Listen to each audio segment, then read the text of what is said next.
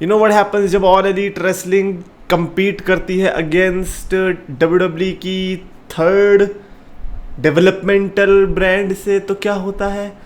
हार मिलती है भाई, हार भाई। ओ यार बेइज्जती की बात है यार, तुम शर्म कर लो AEW वालों। भाई ये लोग इतना कहते हैं कि ऑल एलीट रेसलिंग देखो भाई, दुनिया का सारा सार उसी में ही है, मतलब वो एक अलग ही लेवल पे शोज प्रोड्यूस कर रहे हैं। और जब व्यूअरशिप की बात आती है तो ऑल एलीट रेसलिंग वाले इस हफ्ते 6 लाख भी टच नहीं कर पाए।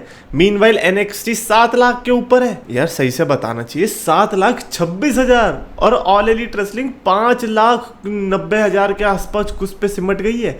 6 लाख भी टच नहीं कर पाई है। और एक हफ्ता जो मैंने आपको बताया ना, वो 3-4 हफ्ते पहले की बात होगी, उसमें इतना नाचे थे कि हद नहीं है भाई। मतलब रेमो डिसूजा भी एक बार को सब शर्मा जाए कि यार ये तो, इसको तो मेरे से अच्छा डांस आता है। और अब देखो बिल्कुल शांत है। अभी कल ऐसा आई थिंक, मेरे को जहां पता, ऑस्प्रे और इसका स्ट्रिकलैंड का मैच हुआ था।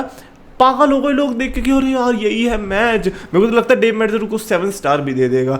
और जॉन मॉक्सली वाले केस में भी कुछ तो हुआ था कि भाई जॉन मॉक्सली नहीं था, वो केनी ओमेगा और काजुचिका ओकाडा। केनी ओमेगा मुंह से खून की उल्टी कर रहा है। वो सेगमेंट भी इन्होंने ऐसे दे दिया जैसे पता नहीं कौन सा रूथलेस अग्रेशन एरा चल रहा होगा। ले लो भाई 5,97,000 जहां पे ले आना इनको ले जाओ। कांट बिलीव यार, ये लोग ब्लेक मुनरो से हार गए, ब्लेक मुनरो से। तो guys, so much champions of the world में 3DX the best wrestling creator on this subcontinent with the best wrestling audience। तो फिर मैं पहले ब्लेक मुनरो से शुरू कर लेता हूँ।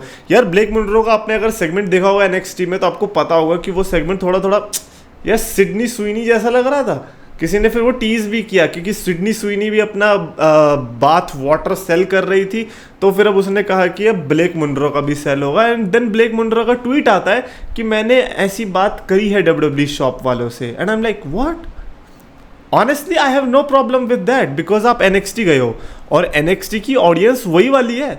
मैं सही में बता रहा हूँ, NXT में एक भी मेल सुपरस्टार नहीं बचा ना, ऑडियंस को कुछ फर्क भी नहीं पड़ेगा। और हो सकता है उन्हें पता भी ना चले कि यहाँ से मेल सुपरस्टार गायब हो चुके हैं। Because right now if NXT is like going good, मतलब मेरे को नहीं पता गुड जा रही है नहीं जा रही, लेकिन अगर ऑल एलीट रेसलिंग को हरा रही है तो भाई गुड ही जा रही होगी। It is because of the women and the simps available. मतलब यार मैं पागल हो गया देख के। मैंने कहा यार इधर तो अलग ही ड्रामा चल रहा है। ऐसा लग रहा है कि यार विमेन सुपरस्टार ही क्रिएट करने आए हैं क्या, मैन का कुछ अब रोल बचा नहीं है। बट ठीक है भाई, अब मेरे को तो इतना भी पता है कि अगर Blake Monroe bath water sale भी करेगी वो भी बिक जाएगा। ऑल एलीट रेसलिंग वाले भी आएंगे लेने, कहेंगे कोई बात नहीं, पहले तो ऑल एलीट रेसलिंग में ही थी, क्या हो गया, हम भी तो ले सकते हैं। अभी कुछ लोग बड़े सरप्राइज हो रहे होंगे कि क्या बाथ वाटर है, ऐसा भी कुछ। हाँ भाई, अंग्रेज लोग कुछ भी करते हैं। अच्छा, मेरे को लगता है कि ये तो बड़ी गुड न्यूज वाली बात है। सेथ फ्रीकिन रॉलिंस, भाई सेथ फ्रीकिन रॉलिंस को अपेरेंटली न्यू थीम मिल सकता है and I am excited for this.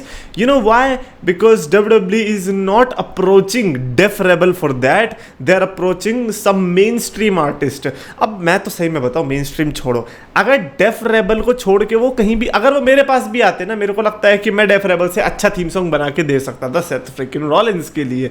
And I am just happy कि चलो यार, मतलब कहीं WWE को ऐसा तो नहीं लग गया है कि ऐसा करते हैं कि जिनके लिए हमें लगता है कि ये इंपॉर्टेंट लोग हैं उनको हम दे देते हैं पैसे वाला थीम सॉन्ग की तरह पैसा लगा देते हैं, लेकिन जो ऐसे ही अभी लोले पल्लू जैसे उनको हम डेफ रेबल से करवाते रहते हैं, जो कि मेरे को लगता है बिल्कुल परफेक्टली फाइन है।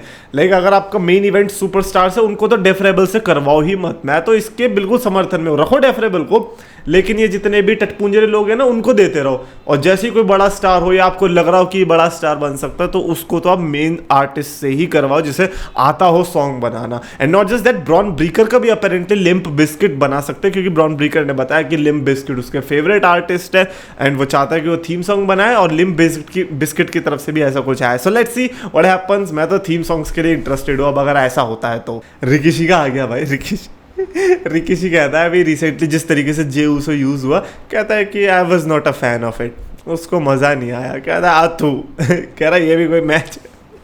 It's okay Rikishi, I understand your pain, I understand your pain. मतलब मैं भी पापा हूँ, मुझे कहोगे पापा किसका, ऑल एलीट रेसलिंग का तो पापा ही हूँ मैं। बट यार रिकीशी के लिए बहुत बुरा तो लग रहा है कि यार क्या हो रहा है बेचारे के साथ। एक तो इसको ट्रोल भी इतना किया जाता है अपने ओपिनियंस के लिए, और फिर इसका बेटा ऐसी हरकतें कर रहा है कि स्लीपर होल्ड में बेचारा, क्या ही बताएं यार। गुंथर की एक ही तो कमजोरी थी, स्लीपर होल्ड। अब देखो कि वो स्लीपर होल्ड में कैसे हारता है।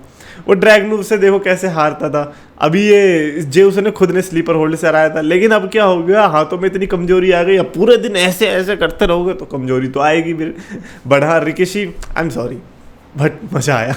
अच्छा स्पॉइलर, बहुत बड़ा स्पॉइलर है एंड मैं शायद से स्पॉइलर दे, अगर आपको लग रहा है कि स्पॉइलर आपको नहीं सुनना है तो फिर आप ये वाला पार्ट स्किप कर सकते हो। नीचे टाइम स्टैम्प पे दिखा रखा होगा कि आपको कौन से टाइम स्टैम्प पे जाना चाहिए।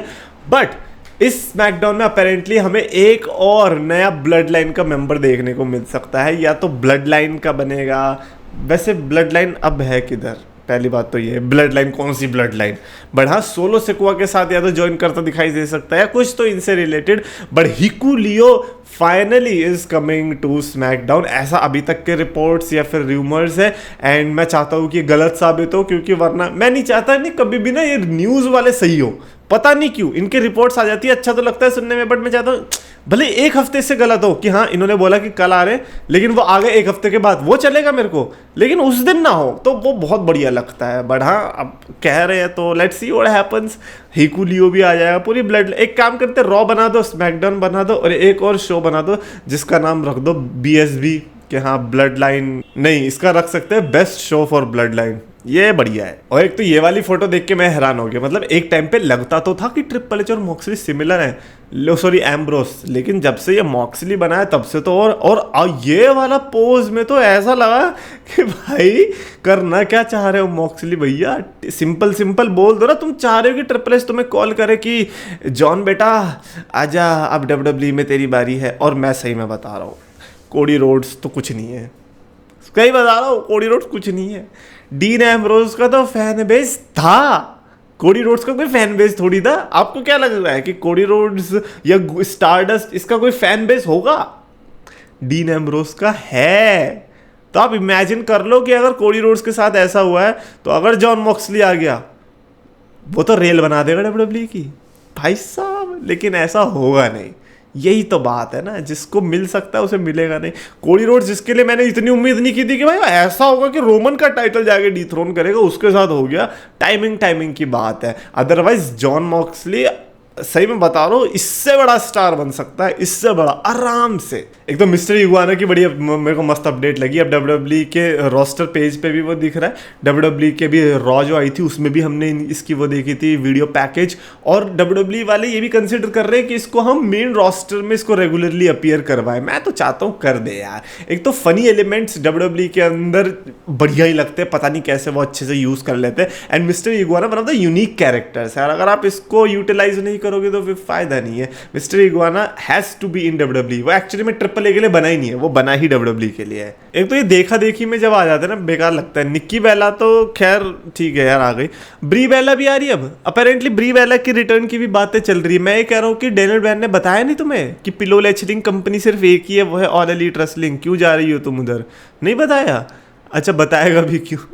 डेनियल ब्रायन को भी पता है कि मेरे घर में पिलो फेलेचनल लेचलिंग तो मैं ही करता हूँ, ये तो WWE वाले ही हैं। तो हाँ I understand. By the way Daniel Bryan is one of very few superstars जिनको मैं एक्चुअली में वो प्रोफेशनल रेसलिंग गॉड वाली कैटेगरी में रखता हूँ ना, तो इसलिए मैं ज़्यादा कुछ बोलता नहीं। मैं कहता हूँ यार ये गॉड लेवल वाले बनते हैं, तुम जो बोलना है बोलो, जो बोलना है बोलो। एंड फाइनली इलिया ड्रैगनोव के बारे में बात करते हैं, क्योंकि जो चौथा अपोनेंट हो सकता है फेटल 4 के लिए, वो मोस्ट प्रोबेबली ड्रैगनोव ही है। रिटर्न के इंजरी के बाद अब उसका रिटर्न के स्पेकुलेशन चल ही रहे हैं।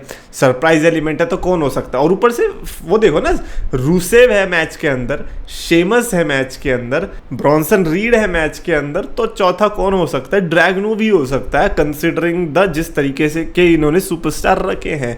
और कोई कह रहा था कि रोमन रेंस भी हो सकता है। मैंने कहा वाह भाई तुम्हारी फैंटेसी का दाद देनी पड़ेगी। मतलब रोमन रेंस तो किसी के सपने में भी ना आए, तुम लोगों ने कैसे ये इमेजिन कर लिया कि वो रॉ के रैंडम एपिसोड में आएगा? वाह भाई वाह। ना बेटा ऐसा कुछ नहीं होता, रोमन रेंस सीधा जाएगा मैच में लड़ने, वो है उसका लेवल। ये सब छोटी मोटी चीज़ें क्वालिफाई करेगा रोमन रेंस ना, ऐसा कुछ नहीं होता। But Dragunov I just hope कि वो ड्रैगनोव ही हो। बट अगर ड्रैगनोव नहीं है तो कौन है यार? तो फिर ये किसको लाने वाले हैं? कहीं और कोई लूचा डोर तो नहीं फंस गया कहीं कि अरे इस वाले लूचा डोर को तो रह ही गया था। But anyways that's it for this video. Definitely comments में अपने थॉट्स लिख के बताना रिगार्डिंग एनी ऑफ दिस। और साथ ही साथ आपको कैसा लगता है यार ये चीज़ जान के कि NXT धोई जा रही है ऑल एलीट रेसलिंग को? और अगर आपको वीडियो पसंद है तो प्लीज लाइक शेयर और चैनल सब्सक्राइब करो।